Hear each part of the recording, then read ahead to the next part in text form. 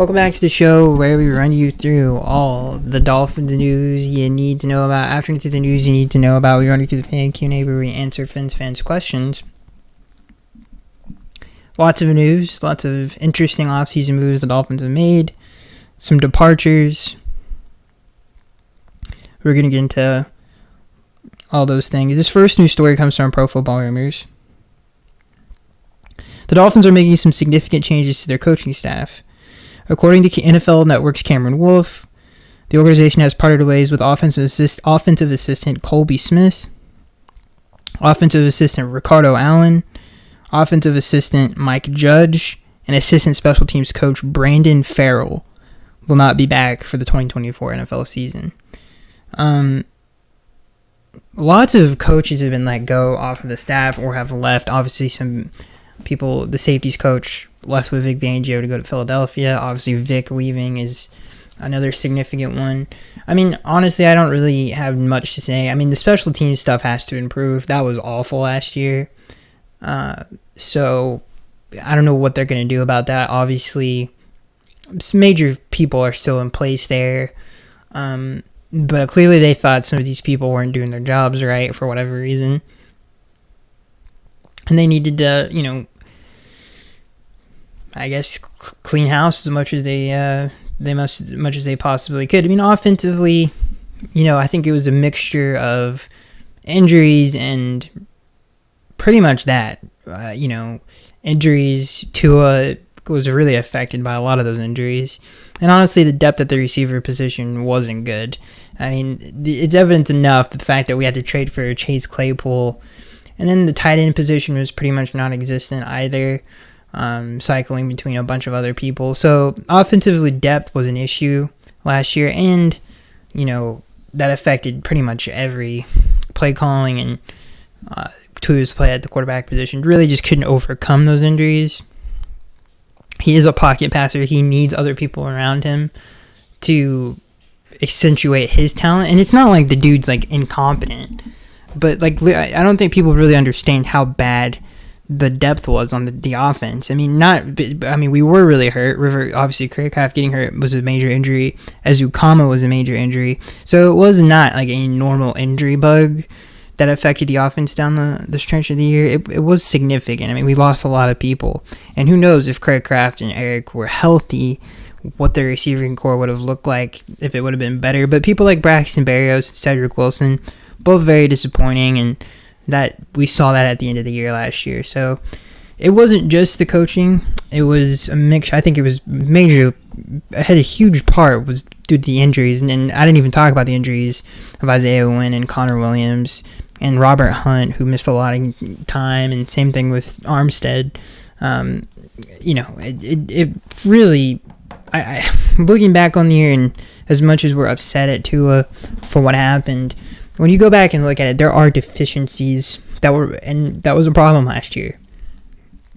And the Dolphins were injured. They got the injury bug really bad last season. But the special team stuff, we had probably the worst special teams unit in the league. And I'm not really sure why. Maybe it's because we haven't had that many draft picks lately. And that's probably an issue, but that needs to improve this year. And getting rid of some of the special teams coaches, stuff like whatever it needs to happen, what that needs to happen, because it was not good, to say the least. This next news story comes from Pro Football Rumors. Quarterback Tua Tagovailoa expects to remain with the Dolphins long term. Tua said at the Pro Bowl, I believe this was at the Pro Bowl, not the. He said this is the Pro Bowl. I believe that it will happen. A lot of reports coming out of the Pro Bowl that a lot of beat writers and insiders, and obviously Chris Greer in his end of the season press conference said the same thing. Tua went on to say, quote, "My main goal this year was to play 17 plus games, and I was able to accomplish that goal." And again, this is a quote from Tua. "I'm just very fortunate that I was able to do that and was very happy to." End quote for Tua. Obviously, Chris said the plan is to have him back this year. on a long-term deal, and he said now clearly they don't have to extend him after this year. They don't have to. So it is interesting that this is trending in that direction, regardless, because obviously they did pick up his 5th-year option, so they didn't have to extend him. I know it's very and honestly, looking back on the season, there are problems with Tua's game. When it comes to, I think with what people perceive to be as a great quarterback in the NFL today, his game style is one of very few, and it is a dying style. And it doesn't mean it can't be successful. But the Dolphins need to do a better job this offseason in making sure they do things to complement that style. Because honestly, ever since Tua was drafted, the one thing Chris hasn't done is reinforce the offensive line at a high level. And slowly but surely, this is the best one we've ever had. But it's taken him too long to do that. He needed to invest in it earlier. And that has been an issue. And hopefully that gets fixed in this offseason. And we can do even more to reassure that. Because we really rarely, and especially at the end of seasons, win in the trenches. And especially against a team like the Buffalo Bills, where that's very important. And offensive lines are very important, especially when it comes to a pocket passing quarterback. And like we just discussed, the depth at receiver was less than for this past season. And honestly, the lack of a third receiver has been an issue in the past game the last 2 years, ever since Mike McDaniel got here. So those things need to improve. Even after after the season, I was pretty upset about the way that the season ended, and I was not pleased with the way that quarterback play was at the end of the season. But I think after a while, when you look at it, it wasn't as bad, and there was definitely reasons where there's still things it's I wish that didn't happen, and things that still need to be fixed. Yeah, there definitely is. Are there false things being thrown out there about Tua? Yeah, the whole he's a one-read quarterback thing is one of the more ignorant things you can say about him. That's one of the I would say most ignorant things dumb things you can say about his game. Is that there are things about his game that need to improve. And I think, honestly, a lot of the things that him holding onto the ball and trusting his offensive line was an issue last year. And it really has been ever since he got into the NFL, because he's never really had that comfortability behind the offensive line. Neither has Mike McDaniel ever since he got here, the way that we've designed the offense. And if you look at someone like the San Francisco 49ers or any of the top teams in the NFL, they're better in the trenches than we are. So that has to get better. And I think you'll see, and hopefully we will see this offseason, an improvement in that area. We cannot go another season with okay, let's just settle for this. And they have a big Teron Armstead issue. So I say that to say that I do believe in him, and I hope we can get those things fixed this season and complement to his game better. And we'll see what ends up happening. And hopefully we can improve the offensive line, whether it's in the draft or free agency, as much as we can. And I hope we can get that done. I've been pounding the table for that for years now. It's honestly kind of ridiculous, the opportunities this franchise has had to improve it. And they just haven't done it. And hopefully they do that this year. We Trent Williams to Orlando Brown. The list goes on and on to some of the things that they could have done. And that has to start to kind of come to the surface. Now, whether they keep Robert Hunt, they have to kind of keep those two. They're too important to the team. They got to do something with Armstead. I think they should move on in any way they possibly can. It's such a tough contract to get out of.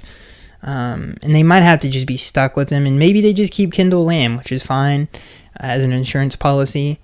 And maybe stick it out with Armstead one more season, which I'm not upset about.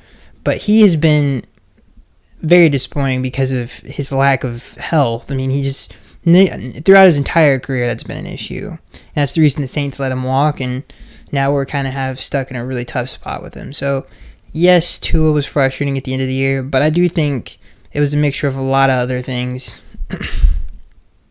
Doesn't mean his play was perfect. because there were definitely places like, you would like to have some of those games back if you're Tua especially.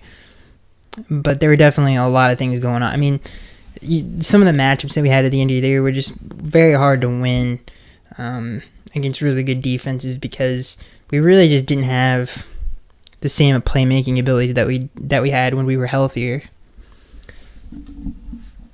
So this next news story, pretty big one. Dolphins hire defensive coordinator Anthony Weaver.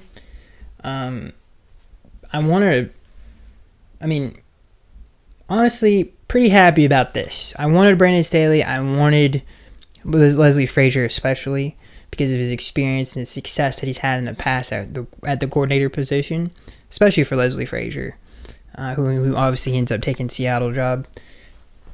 But, I don't really know what Anthony Weaver schematically will bring. He's had a lot of influences over his career. Obviously, Rex Ryan when he was a player.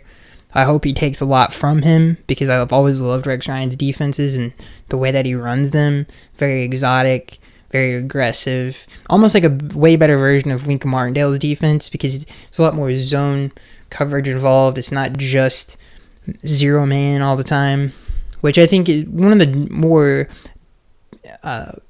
dying arts is the zone bullet. Like, you really don't see it ran at a high level anymore. A lot of it is one-on-one coverage on the back end, or a lot of teams just run cover 4 and try to build their defensive line so they can get pressure with 4, but you never really see a scheme that has like a Dick LeBeau defense that has a lot of zone pressures in it. So I hope he can kind of bring that flavor to the Dolphins defense, bring a lot more creativity than we had last year, more, I would say, game planning than we had last year. God bless Vic Fangio, but I think we can all agree it was disappointing. As heralded as the great defensive mind that he was, or is, or whatever you perceive him, his game planning from a week-to-week basis was very samey. It was a lot of the same stuff. He rarely adjusted at a high level. The Tennessee Titans game is a perfect example of that. For whatever reason, the man's content on falling on a sword.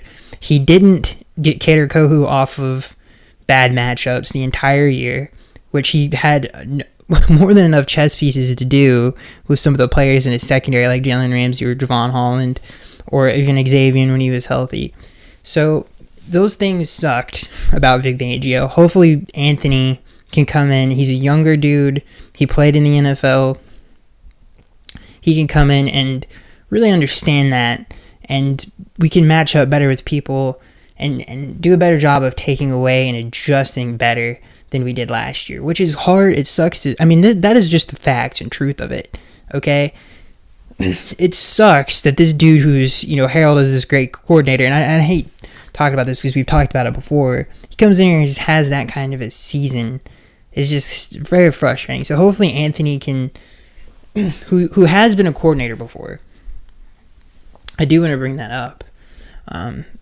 He was with the Tech. I believe it was under Lovie Smith.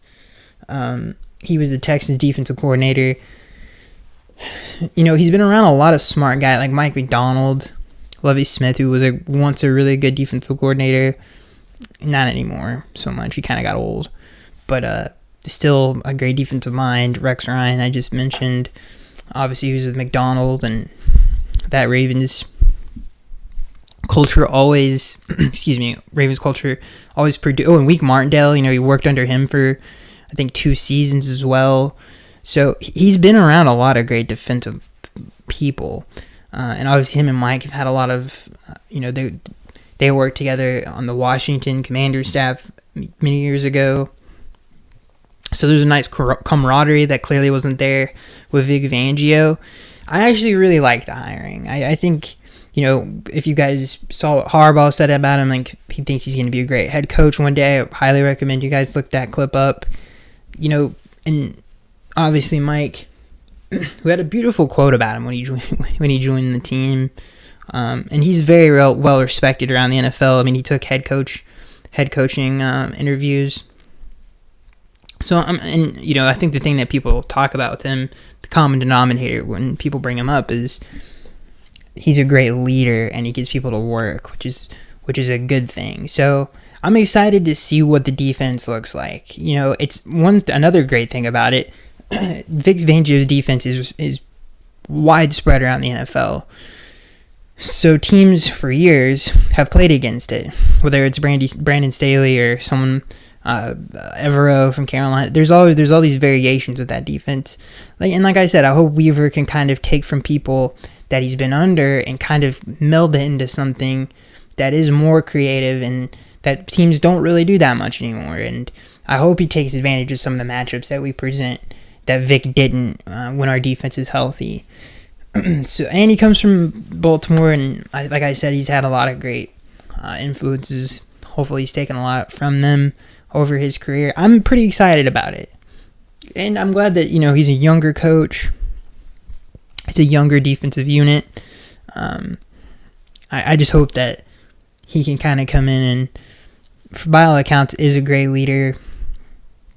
And can kind of bring him together. Maybe be the Mike McDaniel on defense, you know. Someone who, and funny enough, the man was the run defensive. He was the run defensive coordinator for the Baltimore Ravens, kind of like Mike was the run coordinator offensively for the San Francisco 49ers. So I'm excited about it. He's a new dude who has had, you know, and has made a pretty big name for himself around the NFL. I'm excited what he can kind of bring. And you honestly can't get worse than Josh Boyer. And you can't get, honestly, at times, you can't get worse than Vic Fangio. Now, whether you believe what people are saying about the Dolphins' defensive locker room, whether that's true or not, I'm not even going to comment on that. I would have no idea, because I'm not, I mean, we did have Hard Knocks this year, but nobody's there. Obviously, Jalen Ramsey took offense to that, which was cool. They kind of fired back at some of that stuff. But one thing I can say for a fact, if you watch Dolphins games last year, there were clear issues with the way that, like I said, we used some of our players against other teams, and our game plans weren't great, and he did not adjust at a high level. I don't want to say our game plans weren't great. I think that's really what I want to hammer home is the adjusting part was very lackluster, and especially when you think of someone like him, you would think that there would have been more adjusting and putting your players in different positions, because he never really did that. And, you know, letting Stephon Diggs have how many ever touchdowns he had on Kohu, and not playing Cam Smith and not benching Kohu, stuff like that, and not moving Ramsey. Sometimes he did, though, which was weird, I think, against the Patriots, and that was really the last time we ever saw that. So I think Anthony can bring a breath of fresh air. I'm excited to see what the defense looks like, and you know, sometimes it's a good thing. You know, Anthony, he earned this himself. You know, he wasn't under someone who is a great defensive coach, or he was a new coordinator for a year, and he just suddenly got the job because the defense had a ton of success. He's a guy who's been around the league a long time, been very well respected, been under a lot of great coaches. So I think he's kind of made his own way to the coordinator position. This is his first chance with a actually talented defense. So he's, you know, it's not like I would say a Band-Aid coaching staff that he's a part of. This is a place that, you know, we're trying to win a playoff game. We're trying to win the division for the first time in a long time. We have the longest playoff victory drought in sports, I believe, right now. Maybe not sports. Because I know there's some NBA teams that haven't won a... Maybe that is true. I know in the NFL we have the longest playoff victory drought in the NFL right now. So, you know, he's got a chance to do something special here, and I'm excited to see what he can bring. And I'm glad Vic Fangio, honestly, I'm glad that he left, because, like, for all the reasons that and, you know, these are problems I had with, you know, during the season. You know, I'm glad that we could part ways with that situation, and maybe, you know, Mike, who he's worked with Anthony in the past, and I hope clearly they know each other from before. Anthony seems like a man who gets along with people, and that's important. And the fact that, you know, if Vic respected Mike or not, then why did he ever take the job? That's one I always come back to. He never wanted to be here. I just really don't understand why he didn't take the job. Or, excuse me, why he took the job in the first place. If you didn't want to be here, you shouldn't have taken the job. And clearly he didn't ever wanted to be here. I mean, just look at the man's... he was just... You could just read it on his face. So... now that we got someone who wants to be here and who's, you know, can bring a breath of fresh air and who likes our head coach, you know, hopefully that'll pay dividends in this season. So I'm a huge fan of it for all the reasons I just laid out. And I think the Tua contract situation is going to be really interesting.